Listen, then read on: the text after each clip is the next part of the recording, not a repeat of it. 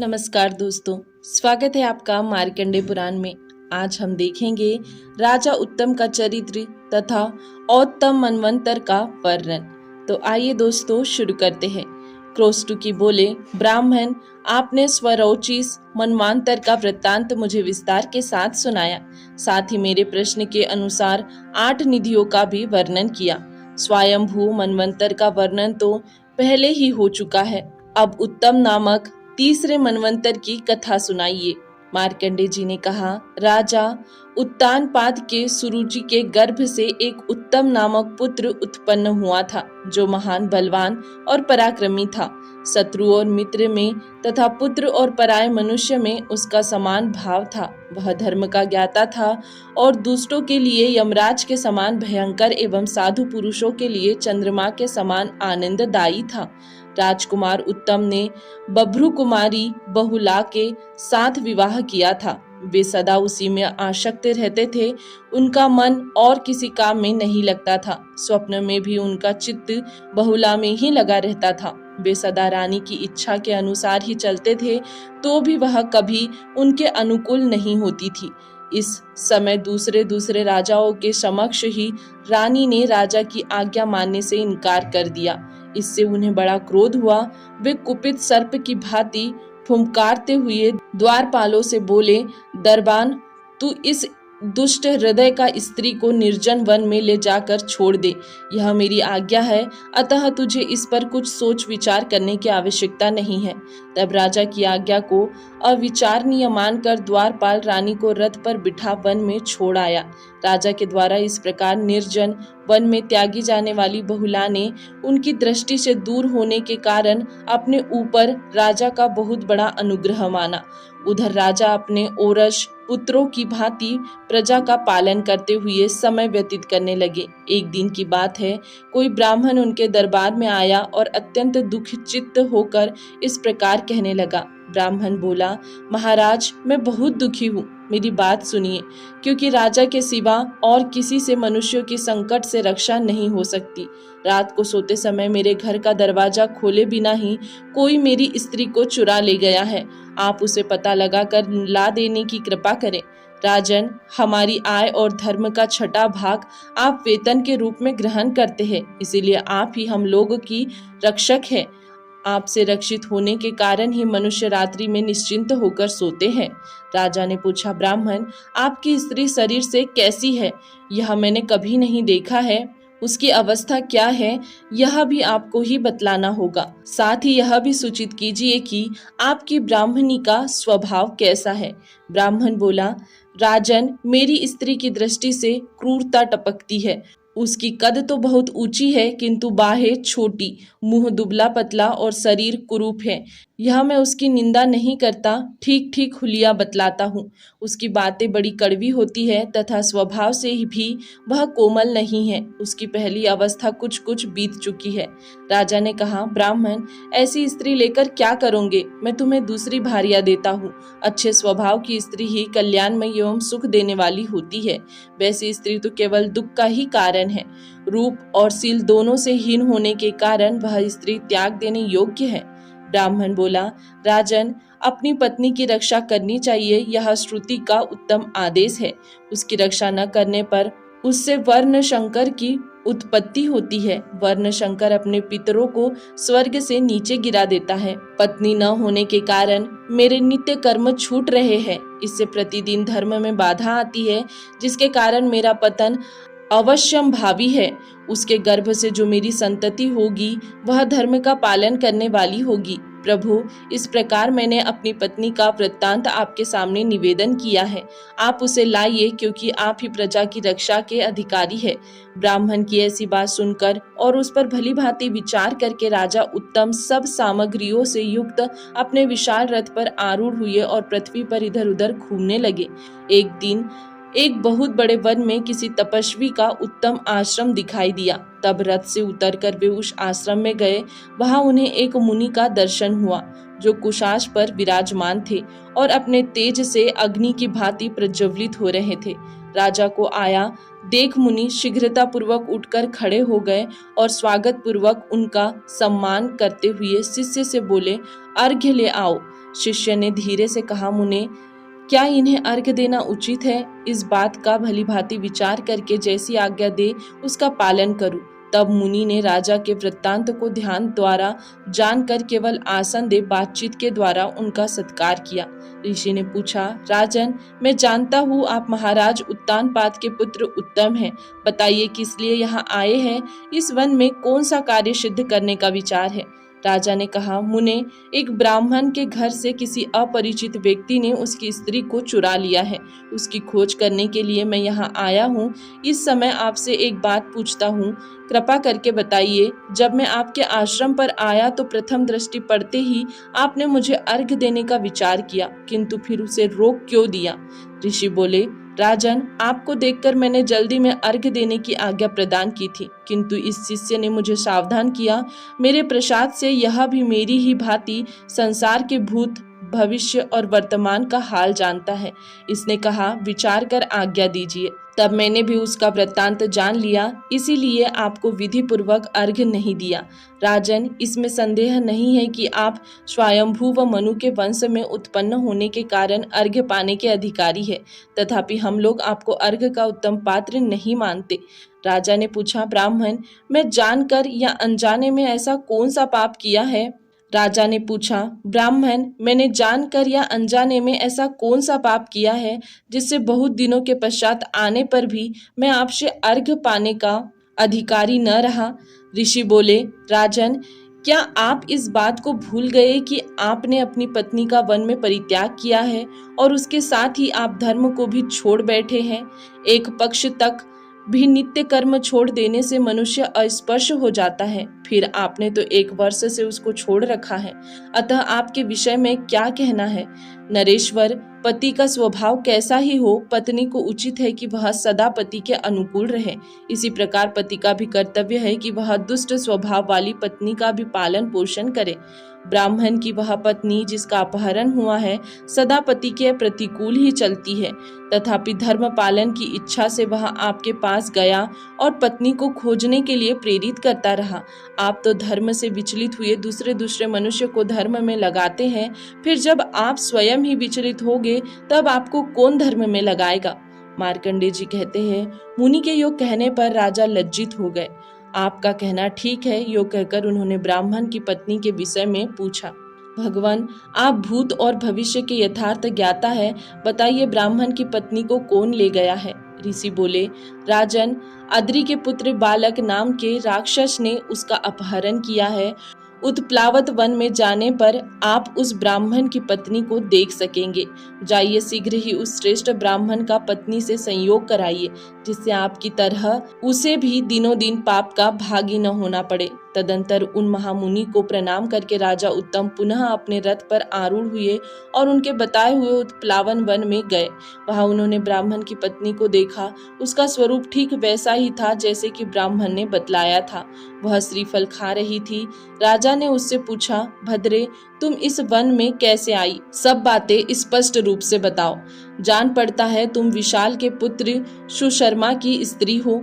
ब्राह्मणी ने कहा, मैं वनवासी ब्राह्मण अतिरात्र की पुत्री हूँ और विशाल के पुत्र की, जिसका नाम अभी अभी आपने बताया है, पत्नी हूँ।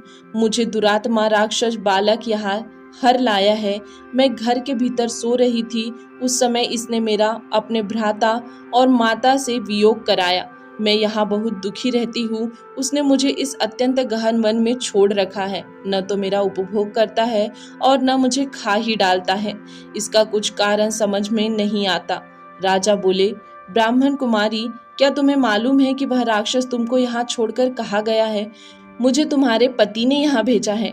ब्राह्मणी ने कहा, वह निशाचर इसी वन के भीतर रहता है। यदि आपको उससे भय न हो तो इसमें प्रवेश करके देखिए। तदंतर राजा ने ब्राह्मणी के दिखाए हुए मार्ग से उस वन के भीतर प्रवेश किया और उस राक्षस को परिवार के साथ बैठा देख राजा को देखते ही राक्षस ने दूसरे ही पृथ्वी पर मस्तक टेक दिया और उनके निकट गया। राक्षस बोला, राजन, आपने मेरे घर पर पधार कर मेरे ऊपर बहुत बड़ी कृपा की है। मैं आपके राज्य में निवास करता हूँ, अतः बताइए आपका कौन सा कार्य सिद्ध करूँ? आप यह अर्घ्य स्वीकार कीजिए और इस आसन पर बैठिए। राजा ने कहा, निशाचर, तुमने मेरा सब काम कर दिया, सब प्रकार से मेरा आतिथ्य सत्कार हो गया। अब बताओ, तुम ब्राह्मण की स्त्री को क्यों उठा लाए हो? यदि कहीं तुम उसे अपनी भार्या बनाने के लिए लाए हो तो यह ठीक नहीं जान पड़ता, क्योंकि वह सुंदरी नहीं है और तुम्हारे घर में दूसरी स्त्रियां भी ही है। यदि उसे अपना भक्ष्य बनाने का विचार रहा हो तो आज तक तुमने उसे खाया क्यों नहीं? इसका कारण बताओ। राक्षस बोला, राजन, हम लोग मनुष्य को नहीं खाते, मनुष्य भक्षी राक्षस दूसरे ही है।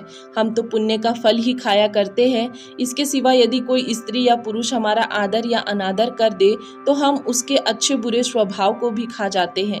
यदि मनुष्य के समा स्वभाव को हम खा ले तो वे क्रोधी बन जाते हैं, और दुष्ट स्वभाव को भक्षण कर ले तो वे उत्तम गुणों से संपन्न होते हैं। महाराज, मेरे घर में अनेक युवती स्त्रियां हैं जो रूप में अप्सराओं की समानता करने वाली है।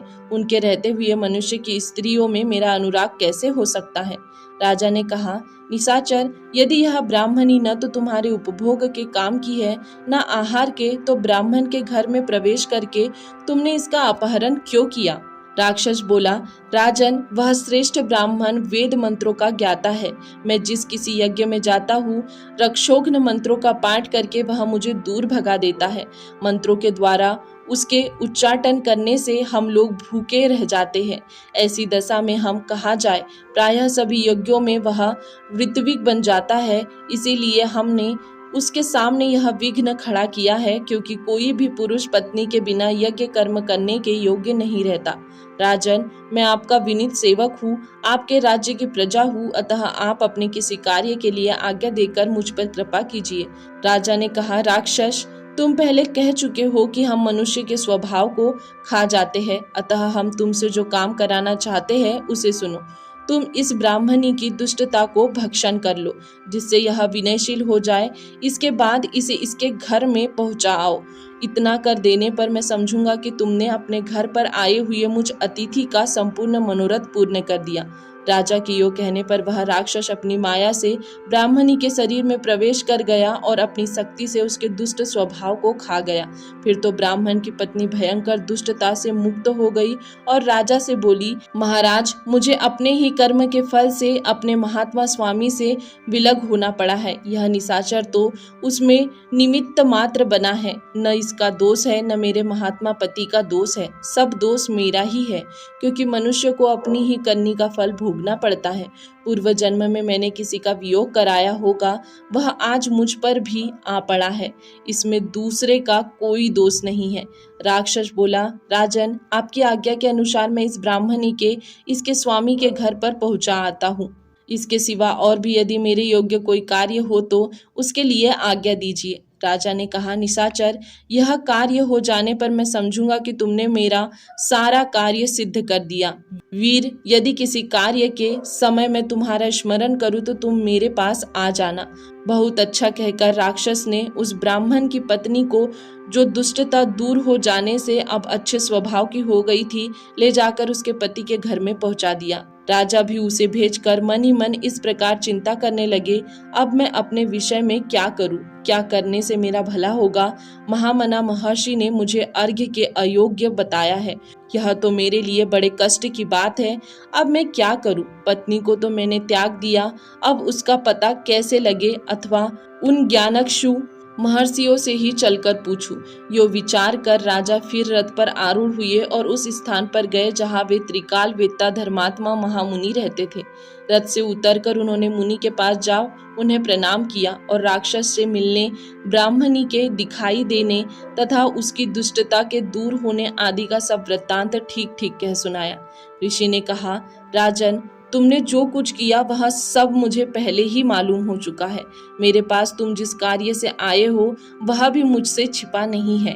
मनुष्यों के लिए पत्नी धर्म, अर्थ एवं काम की सिद्धि का कारण है। तुमने उसका त्याग करके विशेषतः धर्म को भी त्याग दिया है। राजन, ब्राह्मण, क्षत्रिय, वैश्य अथवा शूद्र कोई भी क्यों न हो, पत्नी के न होने पर वह अपने कर्मानुष्ठान के योग्य नहीं रहता। तुमने अपनी पत्नी का त्याग करके अच्छा नहीं किया। जैसे स्त्रियों के लिए पति का त्याग अनुचित है, उसी प्रकार पुरुषों के लिए स्त्री का त्याग भी उचित नहीं है। राजा बोले, भगवान क्या करूं? यह सब मेरे कर्मों का फल है। मैं सदा पत्नी के अनुकूल ही चलता था, फिर भी वह मेरे अनुकूल न हुई, इसीलिए मैंने उसे त्याग दिया। उसके वियोग की पीड़ा से मेरी अंतरात्मा व्यथित हो रही है। मैंने उसे वन में छोड़ा था, पता नहीं वह कहाँ चली गई, अथवा उसे वन में सिंह, व्याघ्र या निशाचर ने तो नहीं खा लिया। ऋषि ने कहा, राजन, उसे सिंह, व्याघ्र या निशाचरों ने नहीं खाया। वह इस समय रसातल में है, उसका चरित्र अभी तक नष्ट नहीं हुआ है। राजा बोले, ब्राह्मण, यह तो बड़ी अद्भुत बात है। उसे पाताल में कौन ले गया और वह अब तक दूषित कैसे नहीं हुई? यह सब यथार्थ रूप से बतलाने की कृपा करे। ऋषि ने कहा, पाताल में नागराज कपोत एक विख्यात पुरुष है। एक दिन उन्होंने तुम्हारी त्यागी हुई सुंदरी पत्नी को महान वन के भीतर भटकते हुए देखा। उसका सारा हाल जानकर वे उस पर आसक्त हो गए और उसे पाताल लोक में ले गए। नागराज कपोत के नंगा नाम की एक पुत्री तथा मनोरमा नाम की स्त्री है। नंदा ने बहुला को देखकर सोचा, हो न हो यह मेरी माता की सौत बनने वाली है। यो विचार कर वह उसे अपने घर में ले गई और अंतःपुर में छिपा कर रख दिया। कपोत ने जब जब नंदा से बहुला को मांगा, तब तब उसने उनको कोई उत्तर नहीं दिया। तब पिता ने उसे सौंप दिया, जा तू गूंगी हो जाएंगी। इस प्रकार श्रापग्रस्त होकर नंदा उसके साथ रहती है। नागराज उसे ले गए और उसकी कन्या ने उसे अपने संरक्षण में रख लिया। राजा बोले, महामुने, मुझे तो बहुला प्राणों से भी बढ़कर प्रिय है, किंतु वह मेरे प्रति सदा दुष्टता का ही बर्ताव करती है। इसका क्या कारण है? ऋषि ने कहा, पानी ग्रह के समय सूर्य, मंगल और शनिश्चर की तुम्हारे ऊपर तथा शुक्र एवं बृहस्पति की तुम्हारी पत्नी के ऊपर दृष्टि थी। उस मुहूर्त में उस पर चंद्रमा और बुध भी, जो परस्पर शत्रु भाव रखने वाले हैं, अनुकूल थे और तुम्हारे ऊपर प्रतिकूल। इसीलिए तुम्हें पत्नी की प्रतिकूलता का विशेष कष्ट सहना पड़ा है। अच्छा, अब जाओ, धर्म पूर्वक पृथ्वी का पालन करो और पत्नी के साथ रहकर संपूर्ण धार्मिक क्रियाओं का अनुष्ठान करो। मार्कंडेय जी कहते हैं, महर्षि के योग कहने पर राजा उन्हें प्रणाम करके रथ पर आरूढ़ हुए और अपने नगर को लौट आए। वहां आने पर उन्होंने उस ब्राह्मण को देखा जो अपनी शीलवती भार्या के साथ बहुत प्रसन्न था। ब्राह्मण ने कहा, नृपश्रेष्ठ, आप धर्म के ज्ञाता हैं। आपने मेरी पत्नी को लाकर मेरे धर्म की रक्षा की है, इससे मैं कृतार्थ हूँ। राजा बोले, द्विज श्रेष्ठ, आप तो अपने धर्म का पालन करके कृतार्थ हो रहे हैं, किंतु मैं संकट में पड़ा हूँ क्योंकि मेरी पत्नी घर में नहीं है। ब्राह्मण ने कहा, महाराज, यदि आपकी पत्नी जीवित है और व्याभिचारिणी नहीं हुई है तो आप स्त्री के बिना रहकर पाप क्यों कमा रहे हैं? राजा बोले, ब्राह्मण, यदि मैं पत्नी को लाऊं भी तो वह सदा मेरे प्रतिकूल रहती है, अतः उससे दुख ही मिलेगा, सुख नहीं, क्योंकि वह मुझसे मैत्री नहीं रखती। आप कोई ऐसा यत्न करें जिससे वह मेरे अधीन हो जाए। ब्राह्मण ने कहा, राजन, आपके प्रति रानी का प्रेम होने के लिए श्रेष्ठ यज्ञ करना उपकारक होगा। अतः मित्र की कामना रखने वाले लोग जिसका अनुष्ठान किया करते हैं, वह मित्र विंदा नामक यज्ञ मैं आरंभ करता हूँ। राजन, जिन स्त्री पुरुषों में परस्पर प्रेम न हो, उनमें मित्र विंदा प्रेम उत्पन्न करती है। इसीलिए आपके कार्य की सिद्धि के उद्देश्य से मैं उसका अनुष्ठान करूंगा। ब्राह्मण के योग कहने पर राजा ने यज्ञ की सब सामग्री एकत्रित कराई और उस श्रेष्ठ ब्राह्मण ने मित्र विंदा यज्ञ का अनुष्ठान आरंभ किया। उसने राजा की स्त्री में प्रेम उत्पन्न करने के लिए एक एक करके 7 यज्ञ किए। जब उसे यह निश्चय हो गया कि रानी के हृदय में राजा के प्रति मित्र भाव जागृत हो गया है, तब उसने राजा से कहा, महाराज, अब आप अपनी प्रिय पत्नी को अपने साथ रखिए और उसके साथ उत्तम भोग भोगते हुए श्रद्धा पूर्वक यज्ञों का अनुष्ठान कीजिए। ब्राह्मण की बात सुनकर राजा को बड़ा विस्मय हुआ। उन्होंने उस महापराक्रमी सत्य प्रतिज्ञ निशाचर को स्मरण किया। उनके स्मरण करते ही वह राक्षस राजा के पास आ पहुंचा और प्रणाम करके बोला, क्या आज्ञा है। तब राजा ने विस्तार के साथ अपना सारा वृत्तांत निवेदन किया। फिर वह राक्षस पाताल में जाकर रानी को ले आया। आने पर उसने हार्दिक अनुराग के साथ पति को देखा और बड़ी प्रसन्नता के साथ बारंबार कहा, मुझ पर प्रसन्न होइए। तब राजा ने अपनी मानिनी स्त्री को हृदय से लगाया और कहा, प्रिय, तुम बार बार मुझसे ऐसा क्यों कहती हो, मैं तो तुम पर प्रसन्न ही हूँ। रानी बोली, महाराज, यदि आप मुझ पर प्रसन्न है तो मैं आपसे एक याचना करती हूँ, आप उसे पूर्ण करके मेरा आदर कीजिए। राजा ने कहा, प्रिय, तुम्हें जो कुछ भी अभिष्ट हो वह निसंकोच होकर कहो, तुम्हारे लिए कुछ भी दुर्लभ नहीं है, मैं तुम्हारे अधीन हूँ। रानी बोली, नाथ, मेरे लिए नागराज ने मेरी सखी को शाप दे दिया, जिससे वह गूंगी हो गई है। यदि आप मेरे प्रेमवश उसके संकट का निवारण कर सके तो उसकी मूकता दूर करने के लिए प्रयत्न कीजिए। यदि ऐसा हो गया तो मैं समझूंगी मेरा सब काम सिद्ध हो गया। तब राजा ने उस ब्राह्मण को बुलाकर पूछा, प्रियवर, इससे कैसी क्रिया होनी चाहिए जो इसकी मूकता दूर हो सके। ब्राह्मण बोला, राजन, आपके कहने से सरस्वती इष्टि करूंगा, जिससे आपकी ये महारानी अपनी सखी की वाक शक्ति को कार्यक्षम बनाकर उसके ऋण से उन्ऋण हो जाए। तदंतर उस श्रेष्ठ ब्राह्मण ने सरस्वती इष्टि आरंभ की। उसने नंदा की मुक्ता दूर करने के लिए एकाग्रचित होकर सरस्वती सूक्तों का जप किया। इससे वह नाग कन्या बोलने लगी। उन दिनों गर्ग मुनि रसातल में रहा करते थे। उन्होंने नंदा को बताया, तुम्हारी सखी बहुला के पति ने यह अत्यंत दुष्कर उपकार किया है। यह बात जानकर शीघ्रगामिनी नंदा राजा के नगर में आई और अपनी सखी महारानी बहुला को छाती से लगाकर तथा राजा की भी बारंबार प्रशंसा करके आसन पर बैठकर मधुरवाणी में बोली, वीर, आपने इस समय मेरा जो उपकार किया है, इससे मेरा हृदय आकृष्ट हो गया है, अतः मैं जो कहती हूँ उसे सुनो। राजन, तुम्हें एक महापराक्रमी पुत्र प्राप्त होगा और इस पृथ्वी पर उसका अखंड राज्य होगा। वह सब शास्त्रों का ज्ञाता, धर्मपरायण, बुद्धिमान एवं मनवंतर का स्वामी मनु होगा। राजा को इस प्रकार वर देकर नागराज कन्या नंदा अपनी सखी को हृदय से लगा पाताल लोक को चली गई। तदंतर रानी के साथ विहार एवं प्रजा पालन करते हुए राजा उत्तम के कितने ही वर्ष व्यतीत हो गए। फिर महात्मा राजा को रानी बहुला के गर्भ से एक पुत्र उत्पन्न हुआ, जो पूर्णिमा के पूर्ण चंद्रमा की भांति क्रांतिमान था। उसके जन्म लेने पर समस्त प्रजा को महान आनंद हुआ। देवताओं की दुंदुभियां बज उठी और आकाश से फूलों की वर्षा होने लगी।